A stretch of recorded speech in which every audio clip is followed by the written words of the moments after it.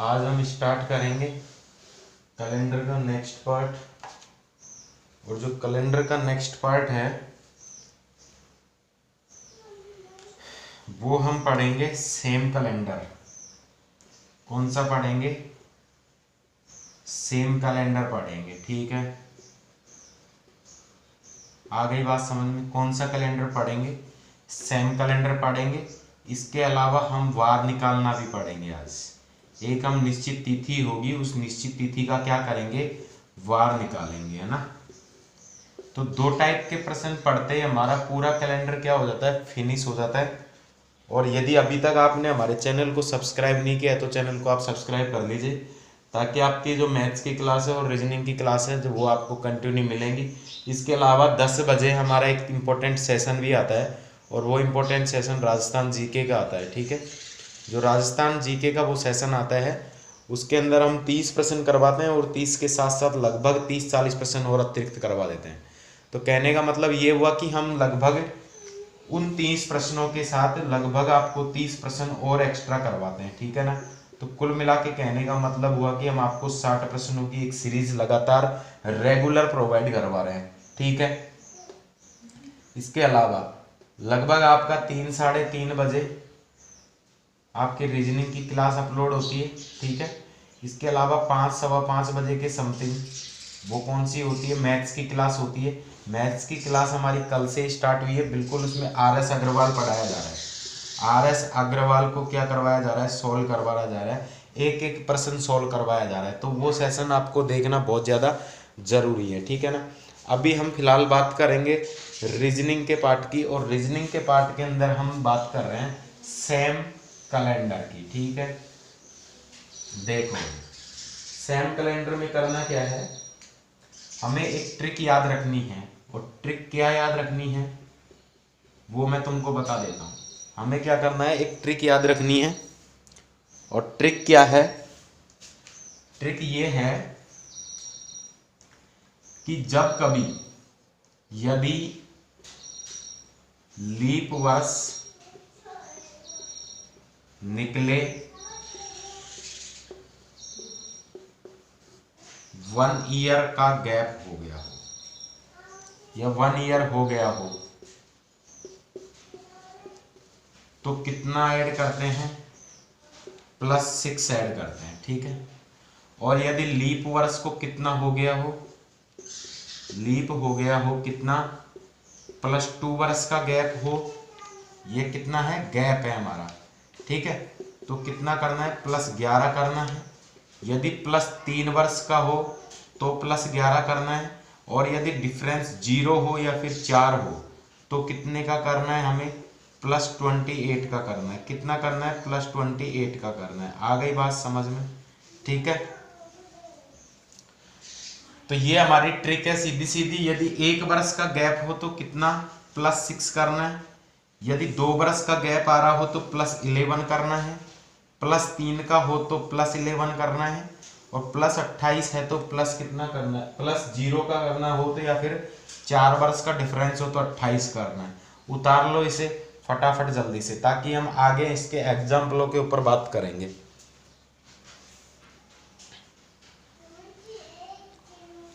चलो एग्जाम्पल पे चलते हैं। अगर कोई आपसे कहे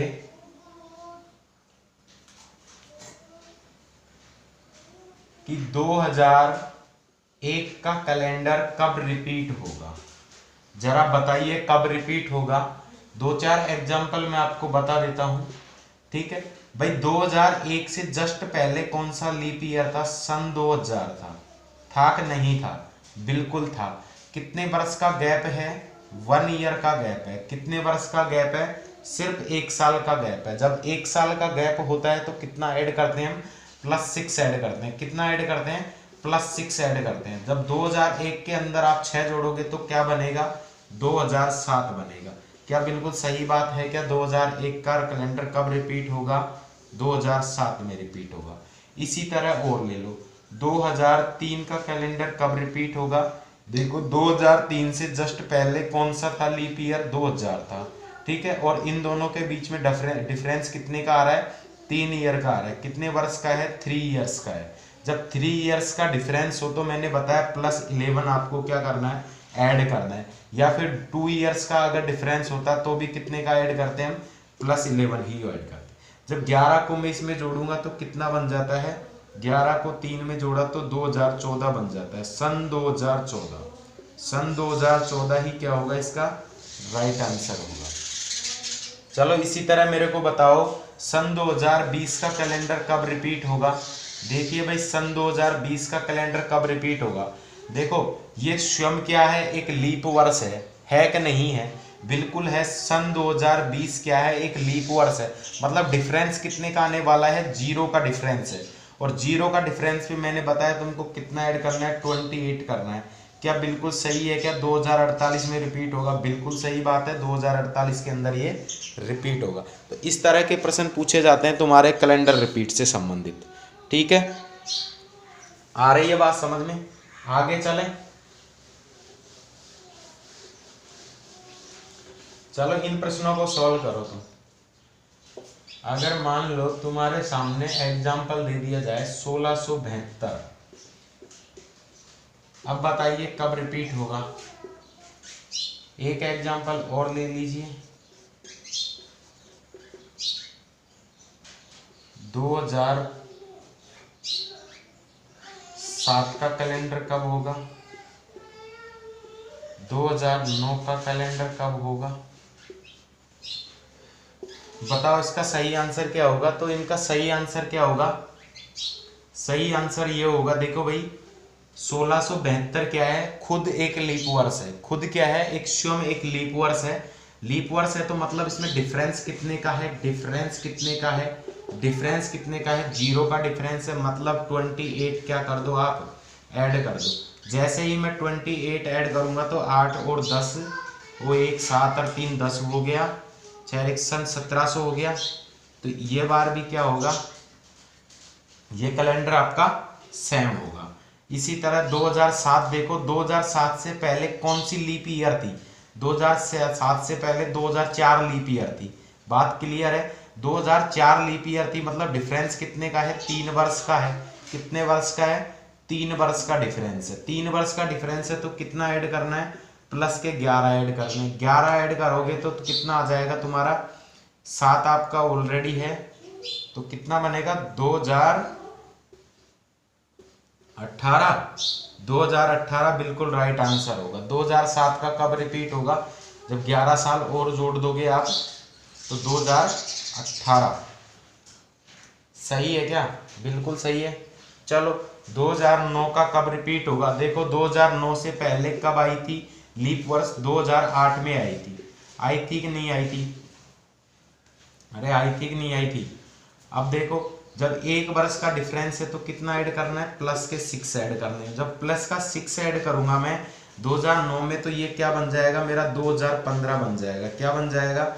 2015 बन जाएगा। मतलब 2015 के अंदर रिपीट होगा। ठीक है। अगर कोई पूछे, हमारा प्रश्न इस तरह भी बन सकता था ये कि 2009 का कैलेंडर कब रिपीट होगा? क्या इसका एक आंसर 2026 भी हो सकता है क्या? बिल्कुल हो सकता है, क्यों नहीं हो सकता? वो इस तरह हो सकता है कि 2009 का कैलेंडर रिपीट हो रहा है आपका 2015 में, लेकिन 2015 का कैलेंडर कब रिपीट होगा? वो होगा 2026 में। कैसे होगा? क्योंकि 2015 से पहले कब था लीप वर्ष? लीप वर्ष आया था 2012 में। कब आया था? 2012 में आया था। डिफरेंस कितने का? 3 का है। जब 3 का डिफरेंस है तो कितना ऐड करते हैं? 11 ऐड करते हैं। जब 2015 में मैं 11 ऐड करूंगा तो 2026 नहीं आ जाएगा? तो क्या कहने का मतलब ये हुआ इनडायरेक्ट कि 2009 का कैलेंडर ही क्या होगा? 2026 का होगा। तो इस तरह भी प्रश्न पूछा जा सकता है। ठीक है ना? चले आगे की तरफ। तो ये था हमारा कंसेप्ट था, वो था हमारा सेम कैलेंडर से संबंधित। ठीक है ना?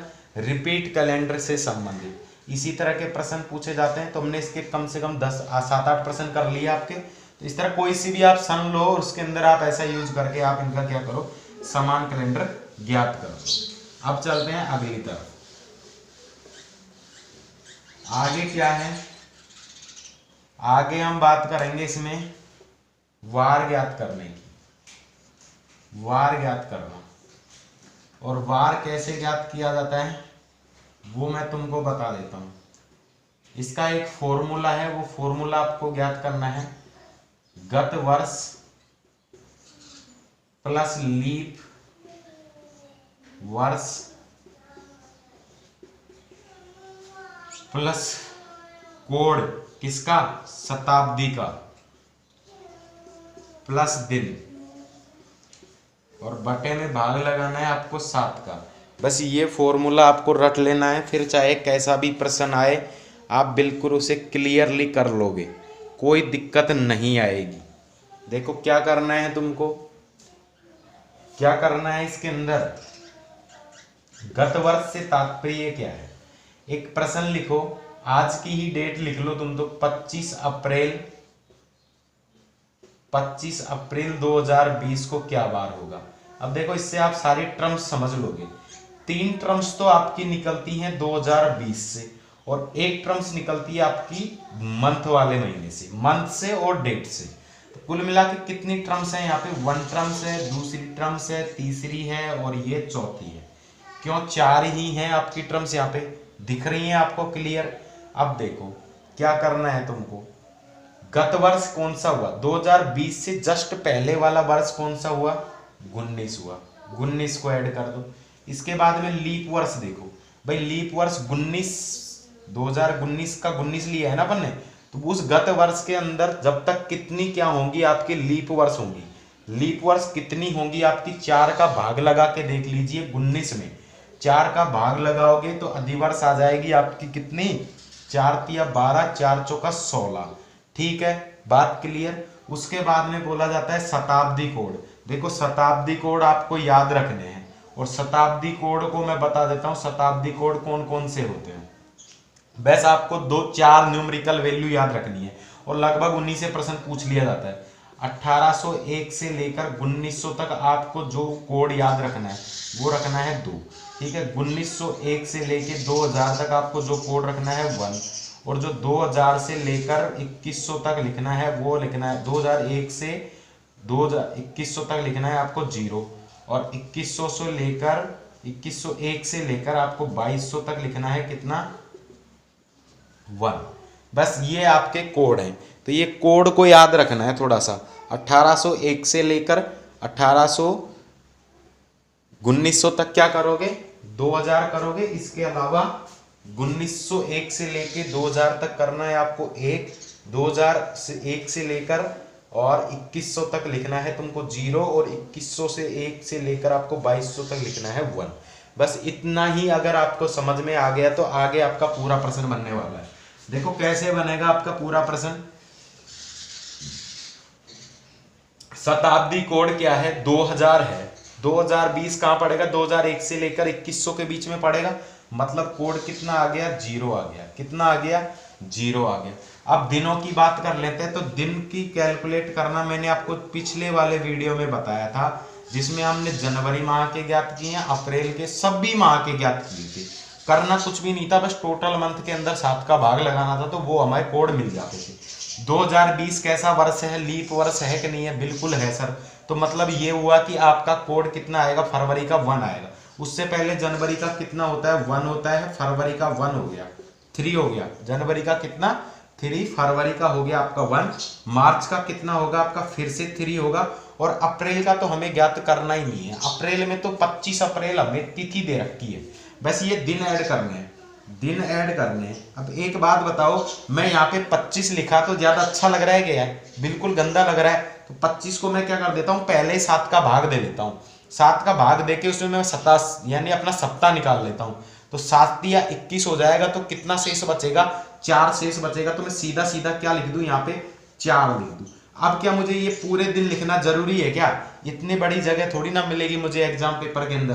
तो बिल्कुल मैं ऐसा करता हूँ, इस 7 को भी खत्म कर देता हूँ। अरे 7 का ही तो भाग लगाना है, तो इस 7 को मैंने खत्म कर दिया, तो बचे शेष कितने, 4। इसमें मैं 7 का भाग लगा देता हूँ। ठीक है, वो सहूलियत है, आप इस तरह भी लिख कर सकते हैं, वो आपकी मर्जी है। बाकी ये मेरी सहूलियत है कि मैं जगह कम है तो यहाँ पे अपने आप ही क्या कर देता हूँ, उनको शॉर्ट कर रहा हूँ। अब कितना हो गया टोटल, ऐड करके बताओ मुझे कितना ऐड हो गया। क्या हो गया, 19 और 4 कितना हो गया, 23 हो गया, 23 और 4 कितना हो गया, 27 हो गया। 27 में 7 का भाग लगाऊंगा तो 7 तिया 21 होता है और 7 चौक कितना होता है, 28 होता है। यानी 28 तो क्या ज्यादा चले जाएगा, तो कितना बचेगा, 7 छक्का 24 बचेगा, 7 छक्का 24, वो सॉरी 6 हमारा शेष बचेगा और 7 तिया 21 होगा। ठीक है, अब 6 का मतलब क्या हुआ, हमारे पास जो 6 आया है ना उसका वार ज्ञात करना है। अब इसके लिए एक तरीका बता देता हूं, रविवार का जो कोड होता है वो होता है 0, रविवार का जो कोड होता है 0 और शनिवार का कोड होता है वो होता है आपका 6। क्या होता है, 6।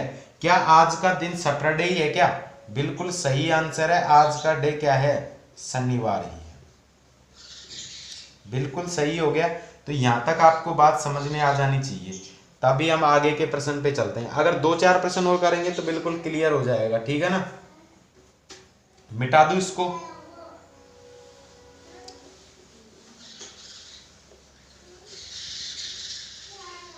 चलो बस यहां तक ही करेंगे, आगे देखो। मुझे बताओ 15 अगस्त 1947 को क्या बार होगा। देखो बहुत सिंपल है, करना कुछ भी नहीं है, 47 से पूर्व की बरस कौन सी होगी, 46 होगी। और 46 ईयर के अंदर कितनी लीप होंगे, लीप वर्ष कितने होंगे, 11 होंगे।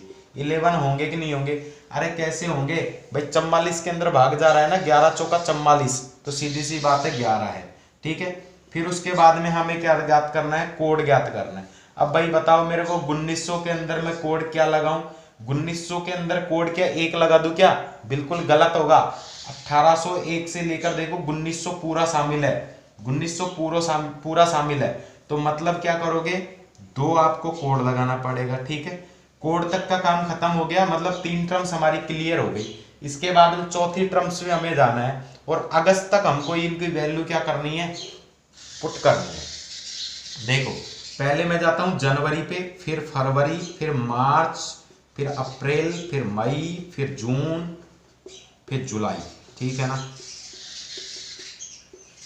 देखो 3 हो गया, यहाँ पे तो नॉर्मल ईयर है तो 0 हो गया, फिर 3 हो गया, फिर 2 हो गया, फिर 3 हो गया, यही आ रहा है। क्या यही हमारे कोड होंगे क्या, बिल्कुल यही हमारे क्या होंगे, कोड होंगे। ठीक है ना, अब क्या करें हम, 15 अगस्त आपको दिख रहा है, 7 का भाग लगाऊंगा तो क्या मैं अगस्त का कोड 1 ले सकता हूं क्या, शेष दिन 1 ले लूं क्या, बिल्कुल ले सकते हो। इनके आप क्या करो, टोटल कर लो। देखो 3 एकम 3, 3 दूना 6, 3 तिया 9, 3 चौका 12, 12 एक तरफ आ गया और 4 कितना हो गया, 16 और 1 कितना हो गया, 17 हो गया। 17 के अंदर मैं 7 का भाग लगा लूं 1 मिनट के लिए, चलो 17 ही ले लो और भाग लगा लो 7 का। ठीक है ना, अब तो टोटल को ऐड करके भाग लगाना पड़ेगा। चलो 11 और 2 कितना हो गया, 13, 17, 13 और 17 कितना हो गया, 30 हो गया, 30 और 40 कितना हो गया, 30 और 40 कितना हो गया, 70 और 6 76, 76 में भाग लगा दिया, क्या मेरा शेष कितना बच गया, 6 बच गया। तो 6 का मतलब क्या हुआ, 6 का मतलब क्या हुआ, शनिवार, 6 का मतलब क्या हुआ, शनिवार। तो बिल्कुल 15 अगस्त 1947 को शनिवार ही होगा। आ गई बात समझ में, चलो और निकालो डेट। 18 मार्च